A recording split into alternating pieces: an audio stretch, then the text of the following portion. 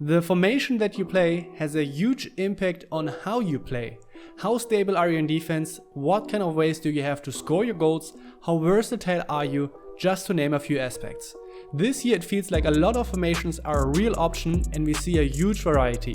I think this is great, because you don't only see the same formation over and over again on the opponent's side. It looks like you don't have to use a certain formation, but more like you can use the formation which suits your playstyle the best. You don't have an idea yet which formation that could be? No worries. In this video we give you a rundown of the most popular and most effective formations.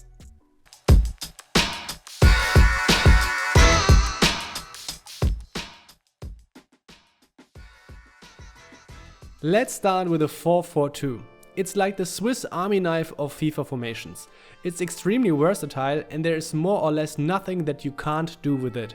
That's probably one of the reasons why it's one of the most popular formations in the last couple of years, and also in FIFA 22 it has its place. There are two variations at which the central midfielders are either CMs or CDMs.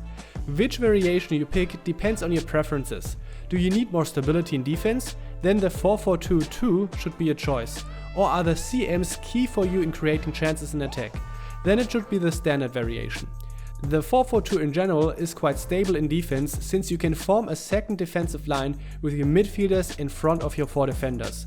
This makes the defense very compact and hard to break for the opponent. When you are then able to win the ball, the two strikers and wingers offer you a lot of ways how you can quickly transition to attack and start a counter-attack. But the chance creation isn't limited to that. You don't have to rush your attacks in order to create a chance. With rather safe and stable play, you can get going forward and step by step you can create an opening. The two strikers provide you good options to do so. Good, solid passing and also making use of the four midfielders and the width in your attacks builds the foundation for that. At the end I want to briefly rate every formation.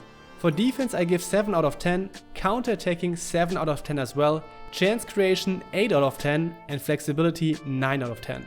As I said in the beginning, the 4-4-2 is a very balanced formation which is good for players that already have some experience and want to have a lot of different ways how you get yourself in a position to score the goal. Before we come to the next formation, I want to give you a brief reminder that we also offer private coaching to provide you individual help for every skill level.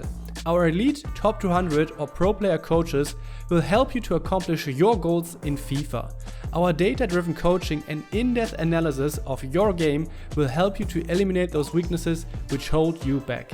Especially at the start of the season, this can help you to set the foundation and get you on the right track right away.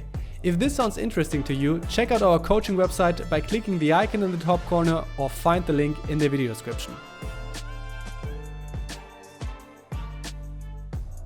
The 4-2-2 is quite similar to the 4-4-2 which we just discussed. 4 at the back, 2 central midfielders and 2 strikers. The only difference is that your wingers act like cams. From my perspective, this formation has a little bit more power in counter-attacking, but it's also a little bit more challenging to make proper use of your outer cams. I feel like their odd positioning makes this formation a little bit weird to play for some players, especially since you might be lacking a central player in your attack. Defensively, it plays pretty similar to the 4-4-2, as you also have 4 at the back and you can use your 4 midfielders to form a second layer in your defense with proper instructions. Therefore I rate it defensively a 7 out of 10 as well, counter-attacking is a 8 out of 10, chance creation 7 out of 10 and flexibility 7 out of 10 as well. Right now I prefer the 4-2-2 slightly more than the 4-4-2, especially since you can create a lot of attacking momentum by going for very fast build-up and chance creation techniques. Then you can be really deadly with quick transitions into attack, while defensively you're really stable. If you're interested in having more in-depth explanations for those tactics, instructions and how to play it, I published a formation guide for the 4-2-2 which helped me to get promoted to the Elite Division. You can find this formation guide in our brand new The Guide Plus app. Click the icon in the top right corner or check out the links in the video description to download the app on your phone.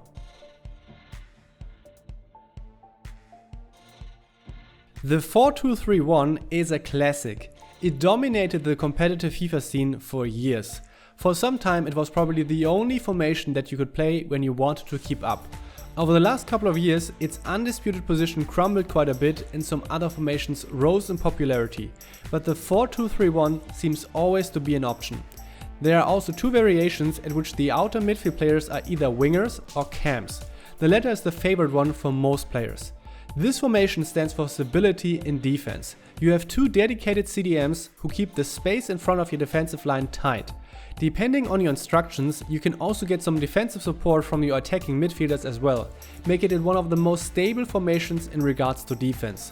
On the other hand, you only have one striker, and this makes counter-attacking as well as chance creation in general tougher. You cannot just blindly play the ball forward, but you have to see which players are already in a good position and open to get them involved in your attack. This usually slows you down a bit in your attempt to go forward. Thus, the 4-2-3-1 is more challenging to play in attack. You have to be really good with passing and dribbling to create gaps in the opponent's defense. Since this formation favors the defense over attack, I rate it with a 9 out of 10 for defense, 5 out of 10 for counter-attacking, 5 out of 10 for chance creation, and 7 out of 10 for flexibility. To make this formation work, you have to find your way in attack. The defense won't be a problem. It can be a good option for beginners as you have more focus on your defense, which usually is the biggest problem when you start playing.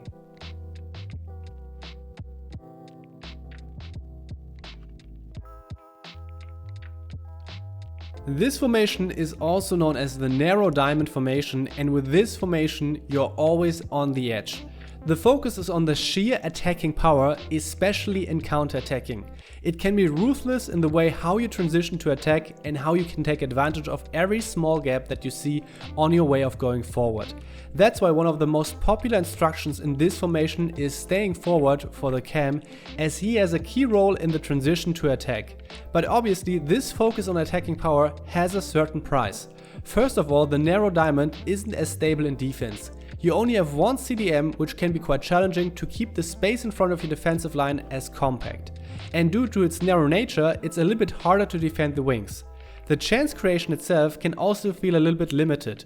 It's more focused on quick transition to attack, and obviously a lot goes through the center.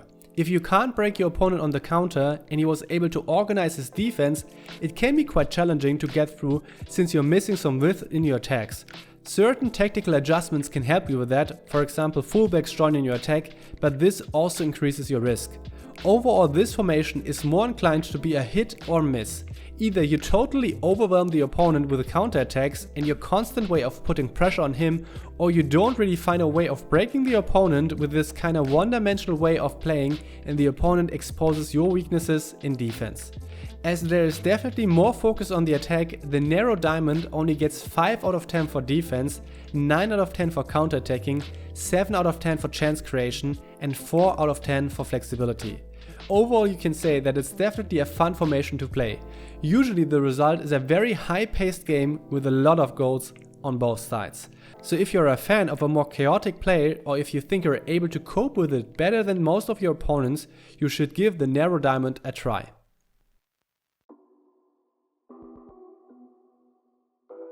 The 4-3-2-1 goes in a very similar direction as the narrow diamond. It is also very fast paced and relies quite a lot on counter-attacking. It's also one of the formations that you either love or hate. Sometimes you will tear your opponent apart, and some other times you will not be able to create any good chances. Defensively, this formation is nothing spectacular. You have the 4 at the back and 3 CMs. They can be used to make the space in front of the defensive line as compact as possible, but the wings are also not as easy to defend with this formation. Attacking wise, you have to be willing to play quickly up front. Especially long, deep through passes can be a very powerful tool with 3 attackers waiting to start a run. But as soon as you are able to not transition into a counter-attack and have to create a chance against a well-organized defense, it can get quite tough. The parallels to the narrow diamond can't be overlooked, and I give this formation exactly the same ratings. So 5 out of 10 for defense, 9 out of 10 for counter-attacking, 7 out of 10 for chance creation, and 4 out of 10 in terms of flexibility. I think this formation is quite challenging to play, and you have to be very capable defensively as well as attackingly to stand your ground. Nevertheless, you will eventually see that formation played by some pros, but it's because they are good enough to pull it off. As it can be quite hard to find the right balance and also not to be totally vulnerable to counterattacks for yourself, I only recommend it to the more experienced players. This was our rundown of the best meta formations right now. This brings us to the question of the day. What do you think is the most powerful formation? Is it one that we've mentioned, or did we miss one? Let us know in the comments. I can imagine that you will list a lot of other formations, but it's totally okay. At the end, it's important that you find your formation that suits your playstyle the best and that you have the most fun with. This list is for the viewers that just want to get an overview or an idea what other formation they can try out. If this was helpful to you, please leave a like, as this helps us a lot to keep more videos coming. Don't forget to subscribe and also activate notifications to not miss any other upcoming video. If you want to get individual help, you can check out our coaching website to book your private coaching. The link is in the video description. Thanks for your attention, keep a clean sheet, I'm out.